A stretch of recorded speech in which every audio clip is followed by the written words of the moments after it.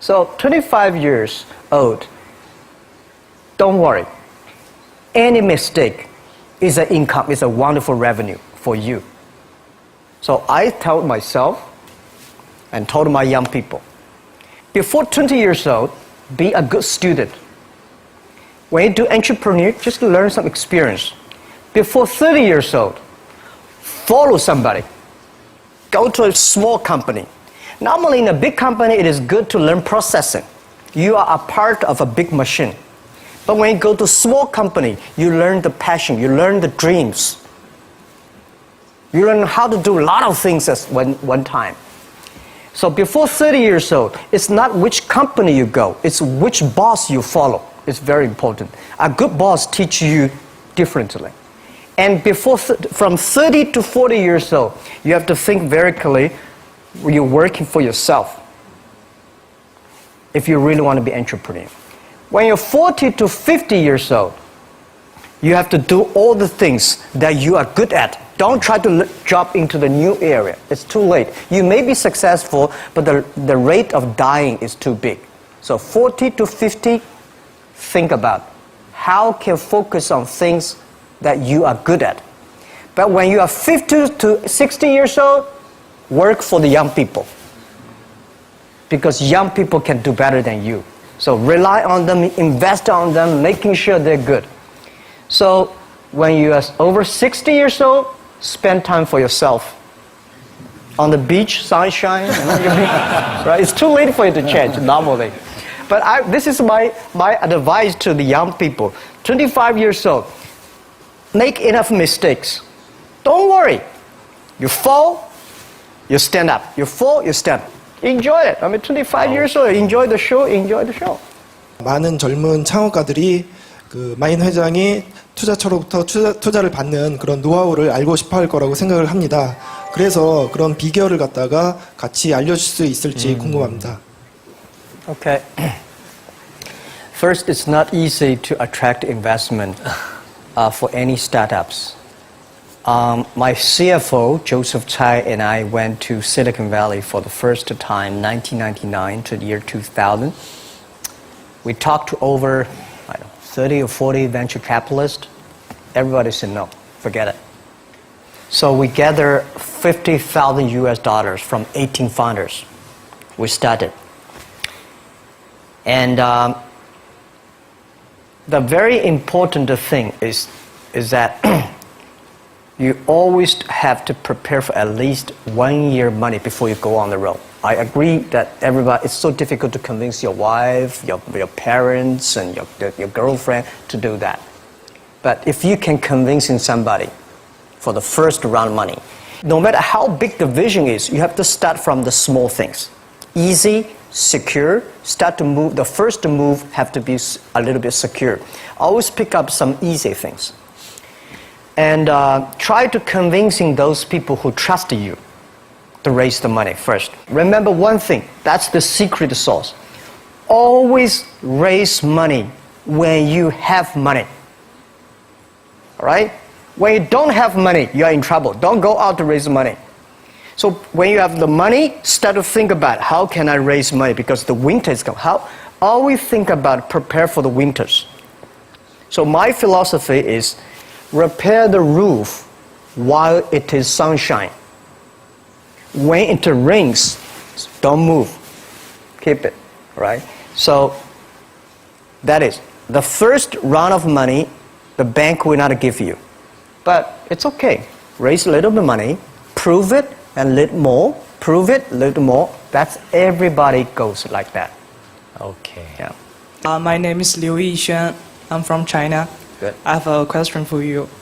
Do you think Alibaba could still become as successful as it has now without the huge e-commerce market base? Well, nobody can guarantee.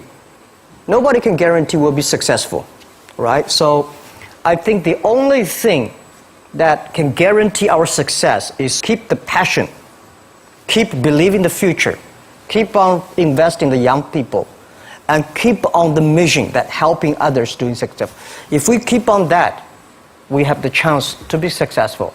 If we think, well, we are rich enough, let's enjoy the life, and that will never work. Right. And now we're getting more competitors. All the guys, entrepreneurs, if you do business, you will always have competition. Don't worry about the competition because your competitors also worry about you. Right? So don't worry. Competition is a very important, fun part of the game in the business. So the competitors will never kill you. You will kill yourself by not serving your customer better. So if you ask me what can make Alibaba go longer, I want to make you guys, young people, join company like Alibaba. Open shops on Alibaba, on Taobao. Okay. Thank you. And then that will keep, and we help you, you help us. It's about helping each other, and then you will be successful. That's what I believe. 네. First, I respect your question about you graduate from MBA and join a startup, which is good. A lot of MBAs only want to join big companies, big managers. Startup, MBA is good. But unfortunately, a lot of MBAs do not train entrepreneurships. I sent a lot of wonderful young people to go to MBA. They were very smart before they go to MBA. But they came back, they suddenly, they think like a structure guy. This is no good. So I told my people, forget about what you learned in the MBA. Use instinct. And making sure that everything you do is to the need of the customer. And I think it is good for MBA to be in the startup.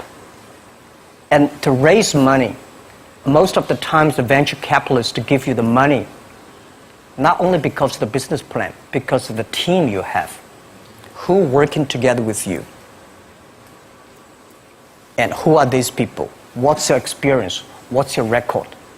I think raising money is not that difficult today. Trust me. There are too much money here. Because people got crazy. The money, the mustard, everywhere is the money. But the thing is that you have a good team, good dream, relaxed plan, and good record. When you have that, I bet you will get the money. Don't worry about the money. Money follow the people. People should follow the dreams. And the dream should follow the execution capability. When that thing happens, the money will come. Okay. And the day when I'm going to write a book, which I don't know whether I can write it, but the book I want to write about is Alibaba 1001 Mistakes. Okay. So many mistakes we have, and this is the best assets we have. I think today people worry a lot about the world, about the economy, China, economy in the world, but I'm very optimistic. When people start to worry, that is the opportunity is. Right? I worry about the blood testing, and she created good things. And I think great innovations, great companies always happen in the tough times. Life's like the music. You have up, you have a down, you have a long, you have a short notes. And I like the American movie, life is like a box of chocolate. You never know what you're going to get, right? So I'm pretty optimistic. The opportunity in the future for equality is huge, because in the last century, the IT is for big companies. The globalization is for big companies. But now with the technology, we can serve those 80% of the companies that never been served. We can serve the 80% of the young people that have never been served. Technology for internet is so cheap, so easy to use. One of the reasons why we grow in China e-commerce so fast, much faster than the USA, because our infrastructure of commerce in China was too bad. When it is too bad, something happens and goes. Today we are working on the rural areas of China. I can never imagine that China, about 800 million people still live in the rural areas, are farmers. And there are about close to 200 million people. Their income is less than $1 per day. And before the internet, it's impossible for these guys to reach the PC because it's so difficult. Even people like me, I don't know how to use a PC. But now 80% of the farmers, those people using mobile phones. When you have the mobile phones, the internet, the data, things change a lot. So I'm excited about the future. People always worry. I love the young kids sitting there and talking about the dream, their hopes, because if they have the hope, we have the hope. That's what I believe. And let's just take what you do. And I've loved every description I've ever heard about how you serve people, and your story about the bamboo farmers and your wife and her friends. It was fabulous. But where's this going? What are you going to do? What are your plans to maximize the use that people in remote rural areas of China can make of their cell phones besides ordering your projects? How are you going to get it? Are you going to get them in the banking system through cell phones? How? Well, we never know that we can grow so fast. In the past 5 months, we covered 4,500 villages. And these people, normally they use in very traditional way. It took them like we went to a rural area. It took the farmers 2 hours to walk to the downtown in the middle of the town and buy things. But today, because the mobile phone, and we can deliver things to their home, to their village within 72 hours. I remember last week I read a very interesting thing. This is amazing. There is a girl, she told me a story. She said her grandfather, 92 years old birthday. And for his life, he always wanted to try one Western style food. But he lived in the rural areas. There's no such restaurant food.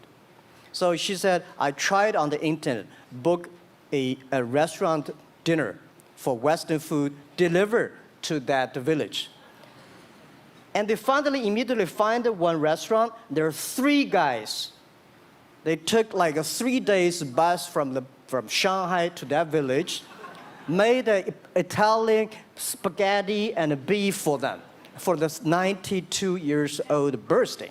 And whole village was excited. Everybody said, wow, you can order food, Western style food. So buying almost everything. And also we're helping, there are a lot of farmers, they plant a lot of apples, great apples. But 90% of the apples rotted because there's nobody buy them.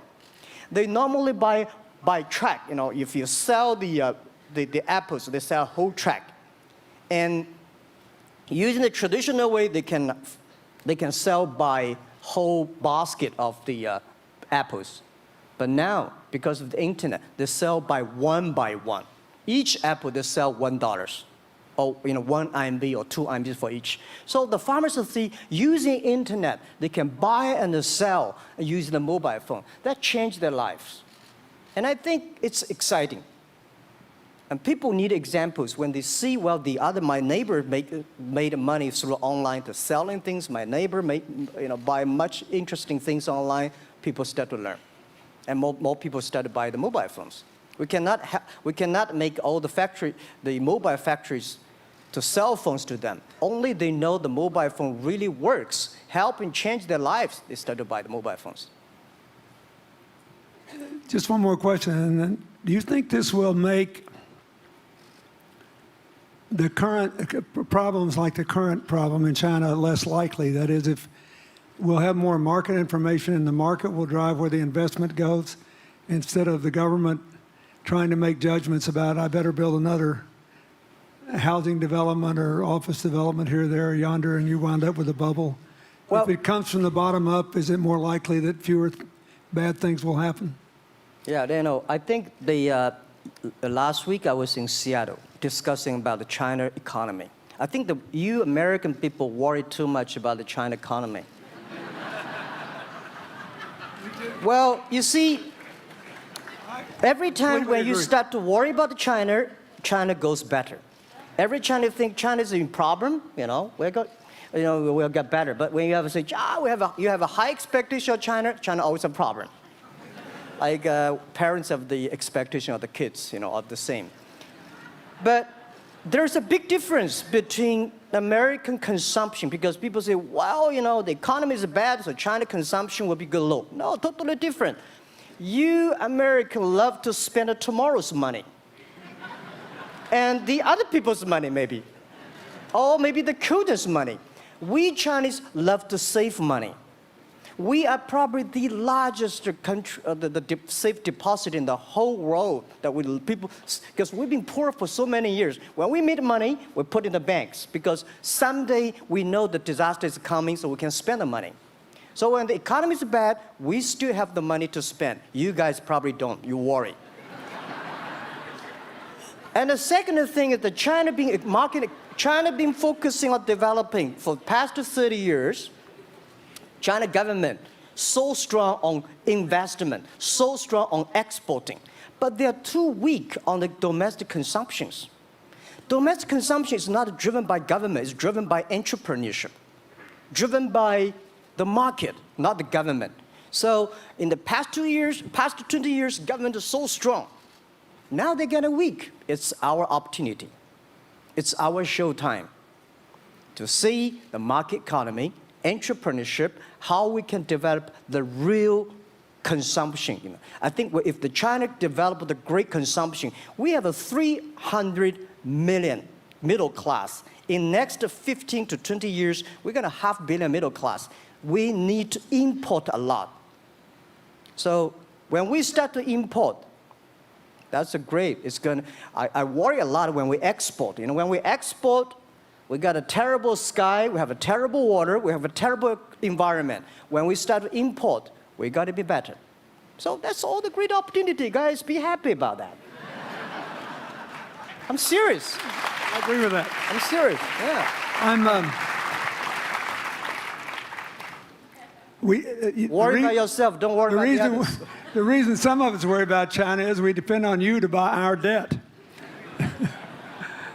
However, I tried to be more Chinese when I was president. I saved a lot of money. So Good. Good. But I just wanted you to say that because I really believe that. I mean, I think you're absolutely right. The trend toward greater internal consumption I think, will remain unbroken in spite of whatever the difficulties are in the next few months. I think it's important not to overreact. You can't break the trend.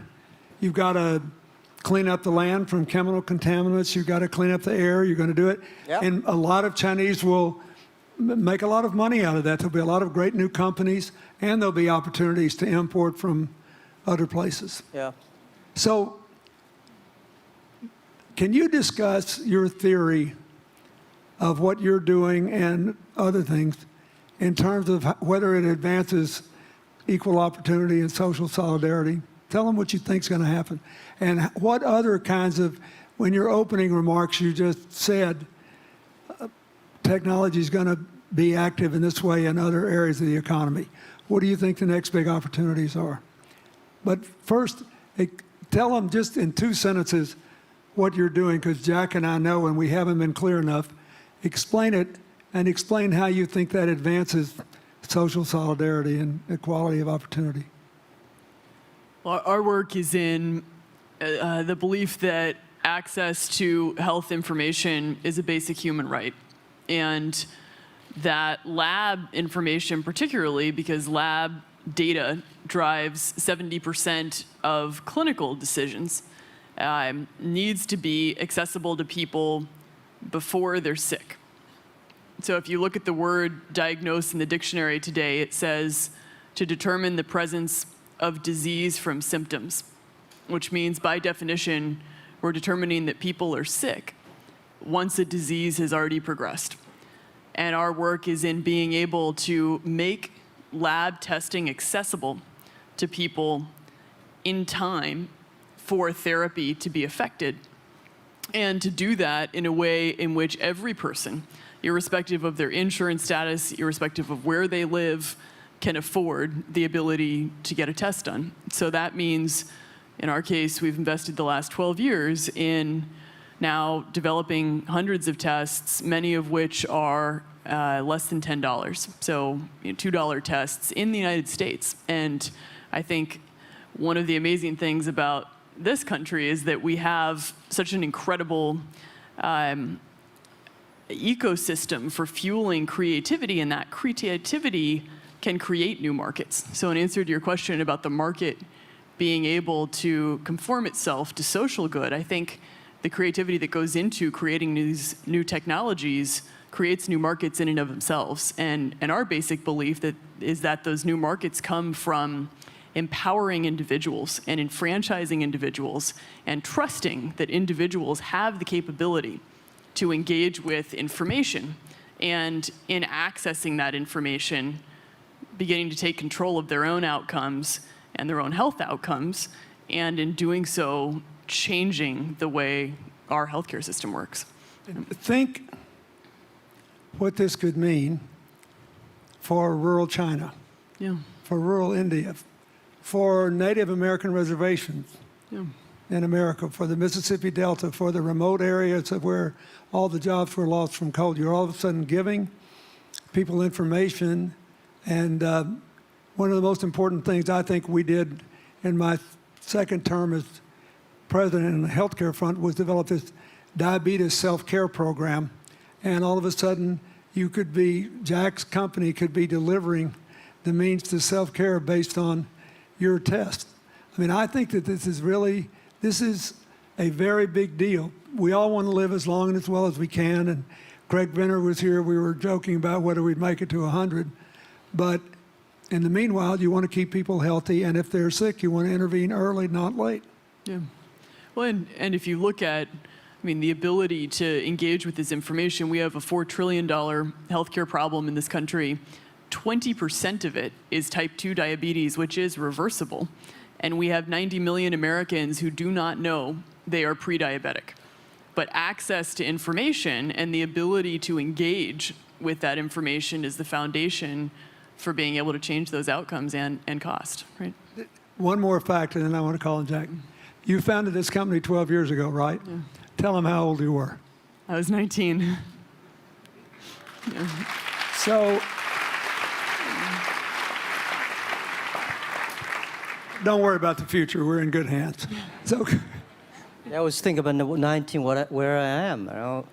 19, I've not passed the examination for university yet. I failed 3 times, but I think it worked out. I'm not good at schooling. Well, yeah, that's why I give confidence to a lot of young people in China. If Jack Ma can be successful, 80% of the people can be successful.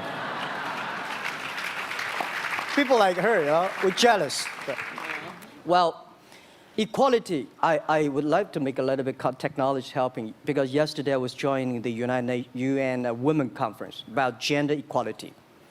And I think the first technology revolution happened 200 years ago in the UK, released the human body, the arm, stronger. The second technology revolution in the USA for energy, you can last long. But this technology revolution release the brain.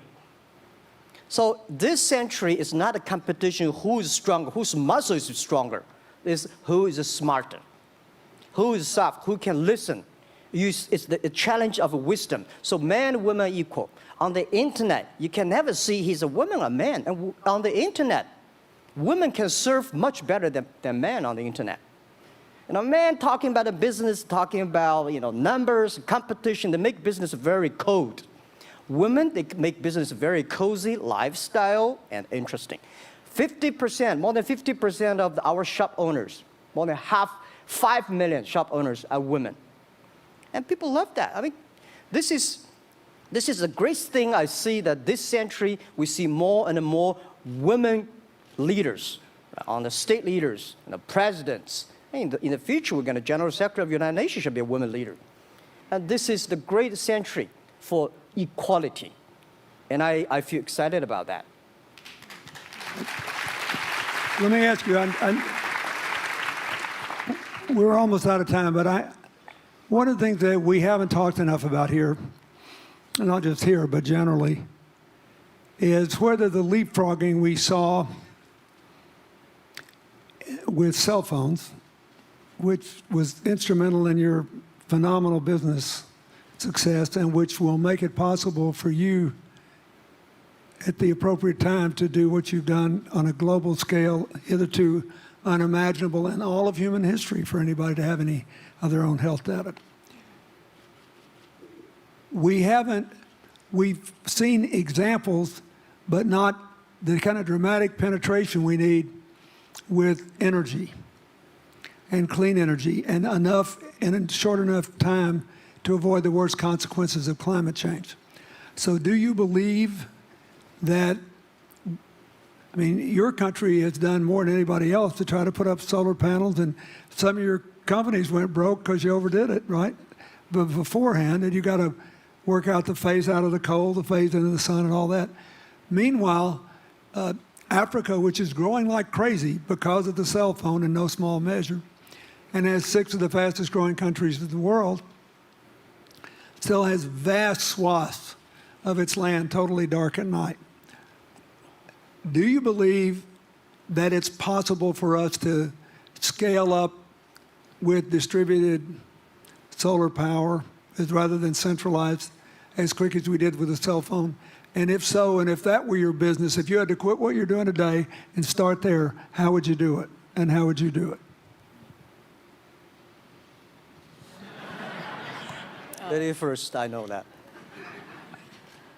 I'm such a huge believer in technology, and I think especially right now, we're at an incredible time in terms of new technology and the ability to apply technology in a scalable way toward solving some of these problems. So I would look at it in the context of some of the renewable solutions that we already have, and in the context of empowering, connecting individuals with access to those solutions, and in the context of creating markets around them. I think that there's real opportunity to actually create an ecosystem in which people can financially benefit from these solutions, and I think that's going to drive an adoption. I think in developing economies, there's a revenue stream associated with that, and the more we can turn even already some of the technologies that we have into markets, the more that we can fuel, I believe, local growth and individual engagement in beginning to adopt some of these solutions.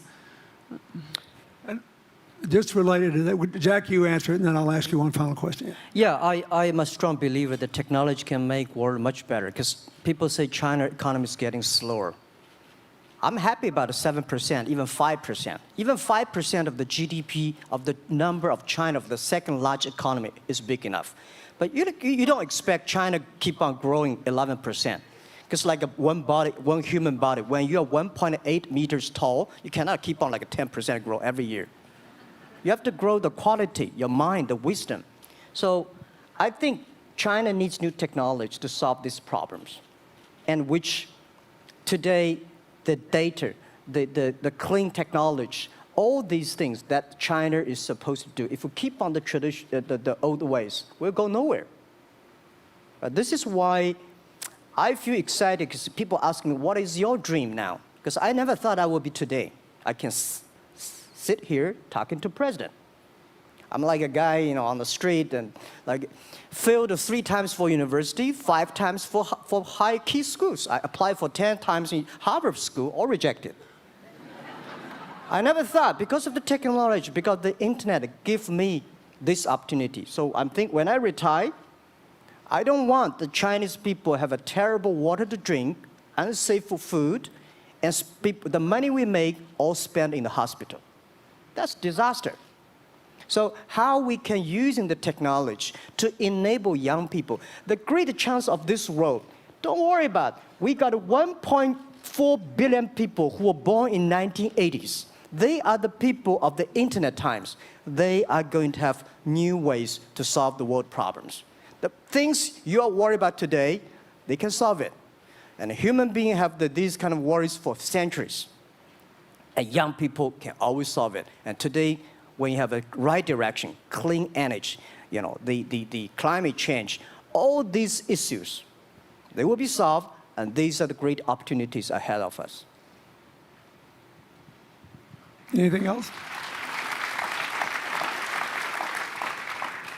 I agree with that. I think the more we can enfranchise people, the more we can create ecosystems in which individuals are empowered, the more we give rights to individuals to be able to build businesses, to be able to pursue the economic benefit of technologies, the more you see these markets change.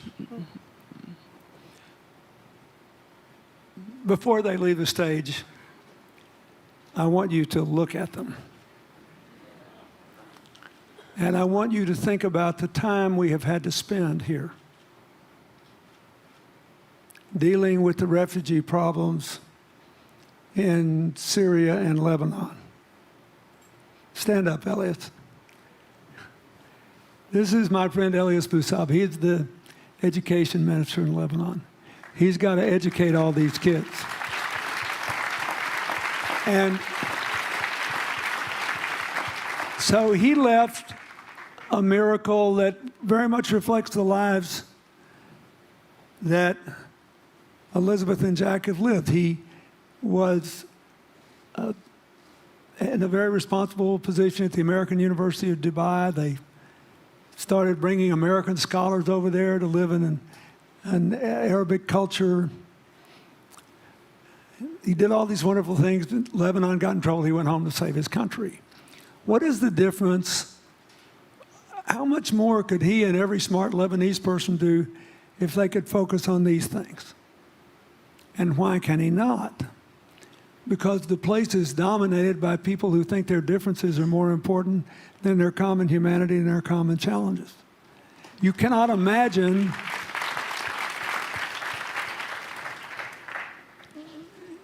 Jack Ma's proud of being Chinese. I like that. He never hid it. He's happy about it. I'm proud to be a global citizen too. Yeah. Yeah. And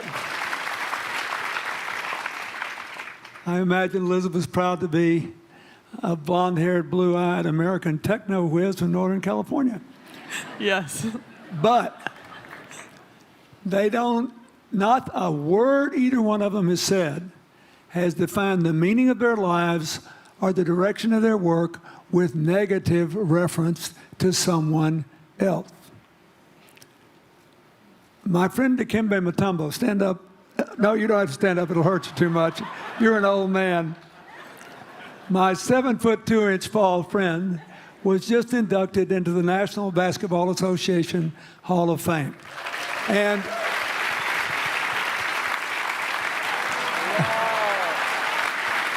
he,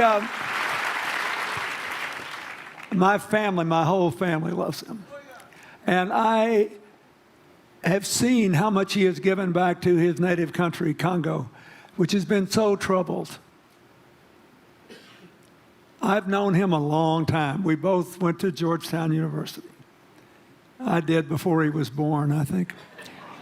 I've never heard him say a resentful thing about anybody. I have seen him give and give and give and try to give the people in his native land opportunities. Why am I telling you this? He's had a good life because he never defined his life with negative reference to anybody else. He never begrudged anybody else's success, and he thought he had an obligation to help other people. I'm telling you, we are back in a time of collective global insecurity where the main struggle is the oldest one in human history, just in modern techno realities. I mean, if you were trying to build the Middle East, you would think about our permanent sponsor here, the ambassador from Oman, who her government tried to help head off a calamitous war in the Middle East over the nuclear issue in Iran. We all pray to God that it'll work out all right. And the lead she made. You look around all these places, wherever people are putting aside their differences and working together, good things are happening. We cannot achieve economic or social equality without living in the factual realities of the world we face, looking at the obstacles, looking at the opportunities, making the best decisions. And those of us who even feel good about ourselves because we think we spend a lot of time giving, our whole goal should be to work ourselves out of a job. One of the things that Bill and Tanny Austin are sitting there with Starkey, they started giving away hearing aids, and then they decided, well, we better teach these young people how to speak. If they get the gift of hearing, they'll have to learn that. So they got into the education business. Sonny Varkey got into the education business and decided somebody ought to do something really dramatic to remind people that the only people that really matter are the teachers. So he gave the first Global Teacher of the Year award last year, and an international panel gave the prize to a teacher from Maine who promptly gave the entire $1 million to her school. A woman never made any money in her life. She gave all the money away immediately. The future is going to be forged by people who think of how to use the modern tools that we are given, as Elizabeth and Jack have, to create opportunity through empowerment. And it will not be a straight line. It's too many moving parts. But I just want you to think about that. The reason you feel good looking at them is that you identify with them even though they're different from you. And that's basically where we are all over again, and we can't slip back. We can't give up. That's why we had the Prime Minister of Italy and George Soros talking about the future of Europe, and George said it was coming apart, and the Prime Minister said, no, it doesn't have to come apart if it's about something more than economics. I thought it doesn't have to come apart if you will it not to. And you put yourself on the line for it. There are no guaranteed outcomes today, but you can guarantee that the trend is right. So go ahead, you were going to say something, weren't you? Yeah, I just wanted to add, I mean, as we're talking about the future and from my own experience and looking at all the faces here, I think a huge part of the answer to your question is also to raise our little girls with the stereotype that they can be the best in engineering and science and math. Because when they do in all of these industries, it changes everything. And we need to do that in this country, and we need to do that as parents in other countries. You know? Yeah, I was thinking about if what you say. I think about when you talk about problems, you normally is like a politician. When you talk about opportunities at the business people, I was thinking about how we can using all the problems that change the problem become the opportunity. And I don't know. I just feel excited when people talk about problems. I think think about if you can solve one of them, that's the chance. And today, nobody live in this century has so many opportunities and so many tools they can use to change other people's life. And I think in the last century, which I call the IT time, this century is called the DT time, data technology. IT is to empower yourself, make yourself strong. DT is to empower the others. When you empower the others, you empower your future, yourself. So when I listen to you talk, I agree, and I think that's why we were born in this century. That's why how we can use the internet to help more people. Let's give him a hand. Thank you.